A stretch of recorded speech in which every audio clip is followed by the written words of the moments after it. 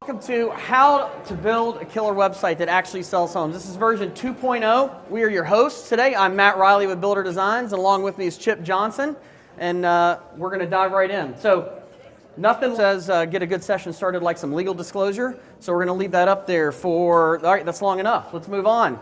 So last year, guys, we dove in and we talked about what it looks like from how to actually build the site itself from an architecture standpoint. We're really focused in on the mobile side and the user experience. But this year, what we're going to do is we're actually going to break down some metrics that you're going to use to determine how your website's performing, and then share some best practices of some places and other websites that just do a great job. So, as we all know, our website is the absolute centerpiece of everything we do. It is the centerpiece of our digital ecosystem, right? And as we talk to people, when we're talking about how websites perform, a lot of the complaints that we hear, we get a lot of stuff. You know, maybe my SEO doesn't work right, the content's not there, maybe my feeds aren't working correctly, website's hard to update itself, it's running a little slow. But the number one thing that we get, the number one complaint that we hear is my website doesn't deliver enough leads. Does anybody ever felt that way? Does you feel like your website doesn't drive as many leads as you'd like it to? I know I've been there, right? So before we can really dive into understanding how we're going to, the changes you need to make to actually deliver a website that is going to generate the leads that you need, we first have to start by defining what success actually looks like. Well, first we want to know, what do we consider an actual conversion? We talk about leads, but what does that really truly mean? What is a conversion on your website? So there's two things really when you're looking inside Google Analytics that you need to pay attention to. One is what we call a goal, and another is called an event. An event is something that you track, something that you want to monitor. Maybe it's somebody that's, you want to monitor how many pictures are being consumed, or they got 20 seconds into a video, or they hit your available homes page. Those are all things that, yes, you want to know, but those are not things that determine whether or not your website's performing. That's a gauge on the content on your site. But when we're talking about goals, that's when we talk about lead conversions. So when you're setting up your analytics side of it, you want to make sure that we're only focusing in on what is an actual goal that leads someone down to a sales conversation, right? So what are some of those examples actually look like? So some examples when we talk about conversion, obviously one of the most common things that you'll see is maybe a pop-up form. They say, yes, I want some more information, and that little box pops up and they can put in their name and email address, and if we get that, that's great, right? That's fantastic. But other things that we have to pay attention to are really, we talk about conversion examples, we want to pay attention to contextual calls to action, right?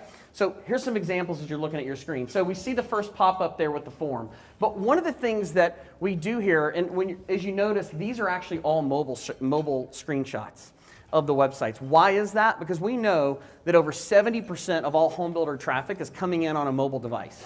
We used to think that there's just a deep dive or a shallow dive on mobile, and they'd come in later and do a deep dive on desktop. What we know now, it's not a shallow dive and a deep dive, it's multiple dives across multiple devices, across multiple mediums. And that is what we have to pay attention to. So if we're using mobile as an example, the form, instead of letting them actually fill out that form, on mobile, we know that a form can be abandoned much faster. So why not give them some other options, especially when they're on their mobile device? So instead of filling that out, we've got examples of call now, text in. You start to see mobile conversions over 2018 over 2017 increase. And we've pulled these numbers from over 400 active home builder websites. Mobile conversion increased over 230% when you factor in texting and phone calls, not just that filling out the form, right? So that's how people want to communicate. Other calls to action, being able to check availability on a home or schedule an appointment, request a showing. And another thing that loses a lot of attention that we forget about is actually, well, they may not give us their information, but if they click, I want to get directions to this neighborhood and mapping this specific community, that is entering into our sales conversation. And that is something that I would consider a goal conversion, because our ultimate goal is to drive them into the actual model home and see our houses, right? So best case scenario is we get their information, but getting someone that says, yeah, I want to get directions on how to get there, that's also a win. So as we go through this, There's a lot of meat left on this bone right here when it comes to this. So it's downloading floor plans, downloading a PDF. Especially in this example, if you've got your floor plans that they're easily accessible on your website, people can see them, they can clearly view them, blow them up really nice and large. But then you also have that download the PDF. I'm a big fan of give the consumer a lot of content, but if they want to save something, if they want to download something that they can already easily see on the website for whatever reason, that's where we're going to get into that pay to play. And a lot of times there's just a lot of things that are missed, a lot of potential when it comes to allowing someone to download that floor plan, download those elevations, being able to tie that to an actual form. So when somebody clicks that, being able to actually get their information and start marketing to that person. All right.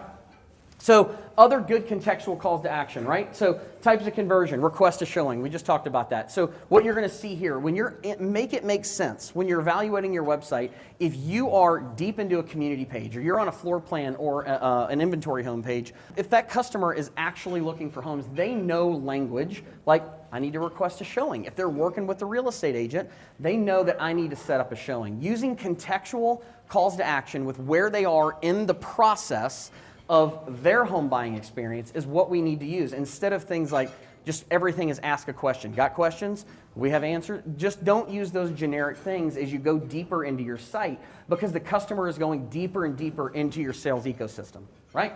So we talk about this, map this community. So what we've got here is this is a good example. Hey, well, I want to get directions, but what if they've changed their mind? What if they decided that, you know what, I do have a quick question? So it's always giving the consumer choices, not just pigeonholing them down into one scenario.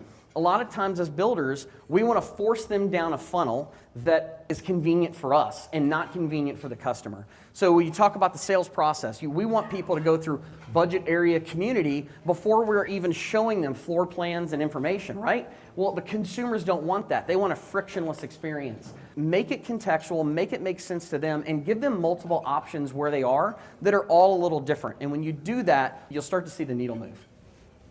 All right, so this is where we talk about, you talk about making contextual calls to action, right? What about making it feel familiar? Who in here shops on Amazon? Everybody, right? Well, so do your customers, right? And so who's your demographic? Who drives the home buying search and what we do? Who drives that?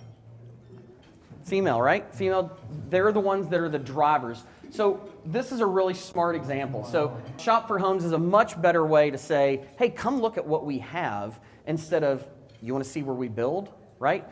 See our plans. What about taking that friction out, taking that, because they're about to make the biggest emotional and financial purchase of their entire life. And when they come in and they're looking at things that they've never done before, it can be really intimidating. But if we can get the right language for who our demographic actually is, it softens that up and it really is inviting to the consumer to come in and explore what you have to offer. Another example is keeping it familiar, but also keeping everything in one spot. So what you've got here, what does this look like? Anybody on social media? We know that 2/3 of the American public are on Facebook. What does this feel like to you? Does this feel like more of a social media feed than an actual listing of a home? And so keeping it in one spot, keeping it familiar. So you're looking, you can see the price. You can see that there's 14 additional photos than what's shown there. There's ability to right there on the button to click see a 360-degree tour. And then also that call to action right there on the side, right? So being able to say, yeah, I like this home. I want to reach somebody right now. I want to reach out and talk to somebody right now. And keeping it in one spot, keeping it familiar is the way to do it. So we talked about keeping it familiar, making it simple, but when you're talking about the actual metrics, how do you start determining how's my site performing? Well, all these points, we're going to hit this about a 20,000 foot overview, okay?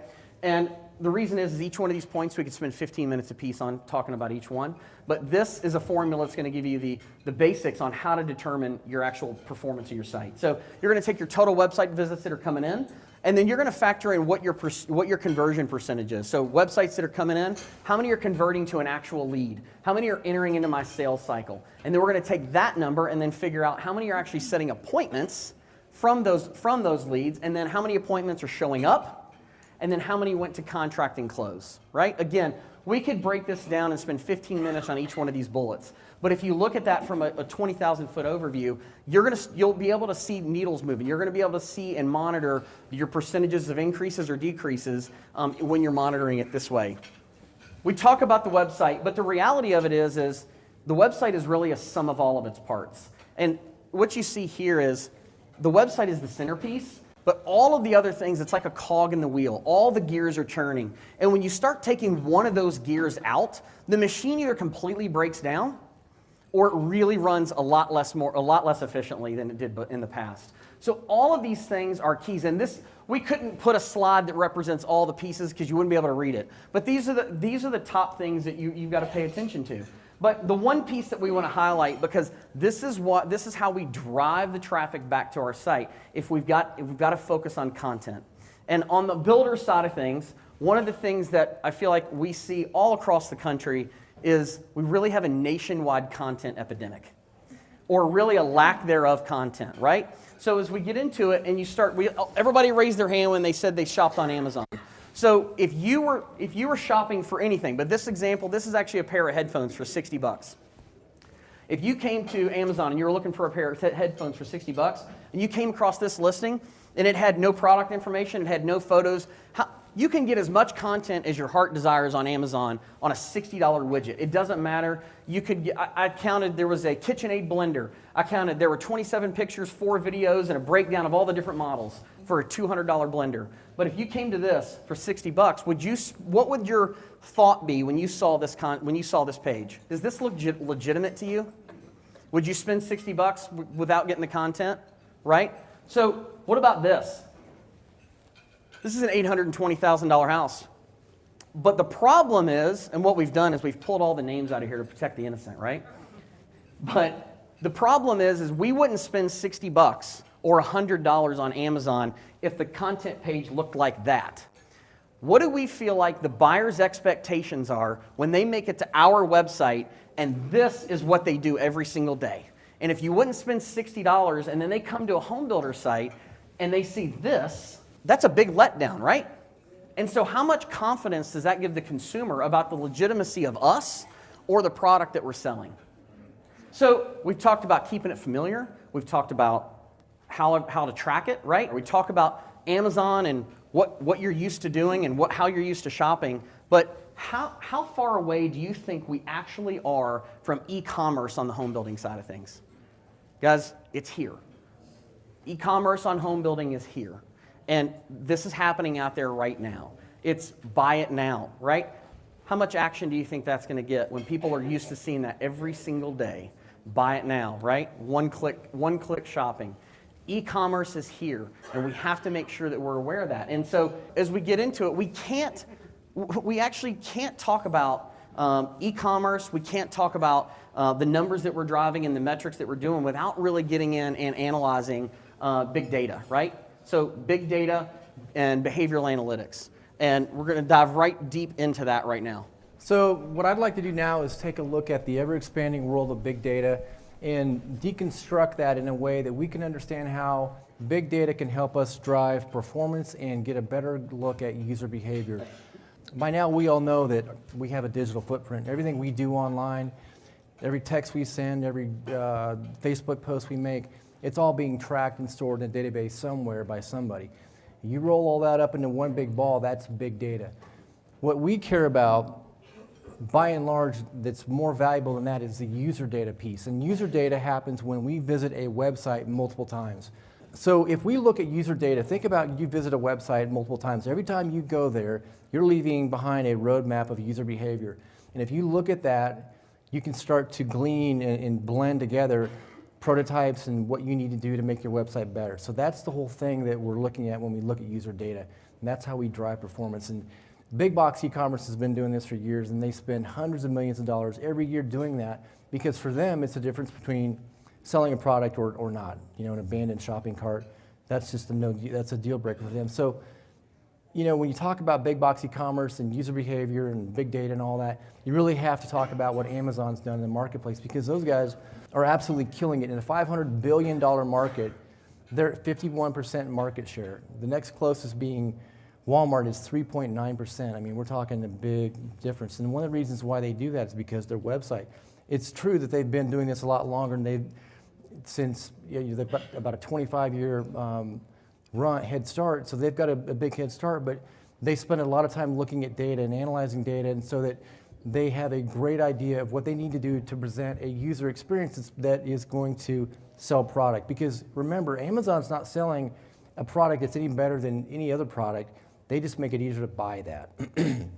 So what I want to do is talk about how we can take a page out of Amazon and really apply that to our builder sites so we can get a very clear understanding of what users are doing, analyze that, and then make adjustments so that we can provide the best user experience on our websites. So let's do that. The first thing we need to do is look at the data.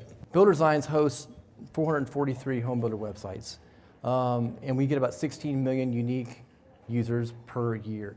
So it's a pretty big swath of data. What we wanted to do was roll up a macro, look at big builders, small builders, put everybody in the same category, and then look at what that data was going to show us. So what we found was that 65% of the traffic is mobile, and that's up 18% from 2017, and then time on site's 2.8, which is down 20%. Bounce is about 46%. So, this is a macro. These are big builders, cutting edge builders, and old builders that, I say old websites that'll sell, 5 homes a year. So it's a big macro. So what we want to do is take this a step further and create a subset of that data and look at the top performers. And so what we did was we took 20 of the biggest builders that we host and looked at their data to see what it looked like in comparison to everybody else. And it's important to note that most of these builders have websites that are designed mobile first, which means that it was designed from the ground up with mobile in mind, not desktop to mobile, mobile to desktop. And there's a big difference in performance. So here's what this data looked like. 78% mobile traffic, 3.2 time on site, and bounce rate about the same. So to me, this is fairly significant because this proves the point that if you provide a better user behavior or better user experience because of your website, you're going to be rewarded with better time on site and better performance on your website. This is good stuff, and there's more of this. And the next thing we wanted to look at was conversion points, because Matt talked about conversion narrative and all the different points where you can do that. We wanted to find out where they're converting, if it was desktop or mobile. So we looked at this, and this is what it showed. 47% mobile conversion compared to 53, so it's almost an even split. And the trend is definitely up, 38% up from 2017. So really the story here, guys, is mobile important? Yes, this is the most important thing you can do is focus on mobile. And the big conversion point were phone calls and texts. So this slide is really kind of the point that I want to make here is that the mobile access story really is over. We need to quit talking about how much mobile traffic are we getting. The mobile traffic is just plan on it being 100%. Whether it's 70 or 80%, it's going to be 100% pretty soon. So just plan on that. And when you're thinking about marketing and a website design and performance, focus on the mobile user, okay? The next chapter is user testing. And this is where we can really get into what users do when they're on your site. You can actually look at where they're going, what they're doing, and you can do this in a couple different ways. Session recordings are great. This is actually a recording of somebody on your site. You can see where they go, what they do, and what they don't do. You can organize that by device type, where they're coming from, if it's Zillow, Facebook, whatever. You can look at all that information and then really get a great idea of what they're doing on your site. And these tools at the bottom make this a lot easier than it used to be. Heat maps, A/B testing, I'm going to show examples of all this stuff. So here's an example of a video that you would see if you logged in to see somebody on your website. And I've looked at hundreds of these things, and the thing that always surprises me is how quickly people consume content and how quickly they get to the photos and they just want to, like this, just watch. They scroll through, and this is real time. This is how fast they're actually looking at photos. So the attention span is like this. So, but this is a mobile session recording. Here's the desktop. And desktop's nice because you can focus in on things like a community landing page. If you've got a big map, you can find out if they're actually using the map or if they're just scrolling on the cards on the left, so you can get a feel for what people are doing. So this is just valuable information when you're talking about making tweaks to your website. The next one is heat maps. I love heat maps because they track mouse clicks and scrolling behavior. And essentially, it just puts a heat map over the page that you're wanting to look at, and you can find out where people are clicking. So a practical application of this is this example. This is a builder who has virtual tour up here in the top left that was not getting any engagement on. So we're like, okay, let's throw a heat map on here and find out what we've got. Come to find out, they were only getting 2.8% click-through on that. Meanwhile, 86% was on the photo gallery window, the next button, okay? So what we did, we came back in and decided, okay, let's take that virtual tour and embed it in the actual slider so they can't miss it. Now, whether or not they click on that, that's up to them, but at least you know they're not going to miss that. So if you've got important content, interactive content, videos, a great place to put that is right there. A/B testing. This is another one that used to be a lot harder than it is now. The only tricky part is you've got to work with your design team to come up with the variations of the interface A or B, but I'll show you how this works. You're splitting the traffic at the server level and sending it either here or there, and then you can track effectiveness of the performance of each one of those to find out the sweet spot. Here's an example of an A/B testing. We're looking at the event that we're tracking is them clicking to the detail page. So this is inventory page. You've got your card at the top. You've got quite a bit of content underneath that. We compared that one to this one. So less content, so you're able to consume more information on this page. So which one performed better as far as the click-through, A or B? B, okay? Here's another one, available plans. And this is a builder. They do a great job with photography, and as you can tell. So you've got available plans. You've got a fairly big header at the top, and this was designed for desktop, and so this is an example of what I'm talking about. Here's version B. We took that header off and moved the nav up so you can see more photos, more content. So which one had a better click-through? A or B? B? You're right. So here's another one, photo gallery. We all know when we go to a website, we click on a photo. To expand it, it takes over the whole screen. You can scroll through and go next, next, next, which is fine, but here's another example of how you can come in and you can put the same photo in there, but also have call to actions on the right with the address, if it's an inventory item, the plan, the community that it's in. So, and then at the bottom, you've got more information where you can see the next videos or photos that are coming up. So this is just a new version, and this is very Facebook-ish. This is fine, but this is better, okay? So incremental improvement. Here's another one, and this is one of my pet peeves. Too many images on the homepage and the slider, and this builder's got 15 photos, and this is one of our clients, and we love these guys, but they put too many photos on the homepage. There's 15, and there's two problems with this. One, it's going to take way too long to download. If you're talking on mobile, this is about an 8 or 9 second download if you're lucky. Okay, so that's one thing, and that's a ranking factor. Google looks at that as a ranking factor, so you can get dinged there too. But the second thing is from a user perspective, nobody's going to sit there and watch 15 photos. As much as we'd like to think, they're going to take that time and scroll through and look at all those photos. They're not going to do it. And if they did do it one time, they're not going to do it the second time. So the second time that you navigate to that site and you see it, you're going to make them, download all the photos and then have to. It's just not good practice, so just don't do that. Here's an example of what you can do. Take a great photo, color correct it, make it very clear what you're supposed to do next, available homes, custom homes, boom. You're in, you're out, and this is destination marketing right here, and this is what you want to shoot for. To wrap all this stuff up, when you're talking about website performance, I've seen this 100 times, what you need to do is you need to look at the data, and you need to let the facts drive what you do. Don't guess, no. Look at A/B testing. Do some of these, try heat maps, some of these tests because it's inexpensive to do, it's never been easier, and it can make the difference between converting or not. Because when it comes to website performance, the thing you've got to remember is the tiny tweaks can lead to big change. Thank you very much.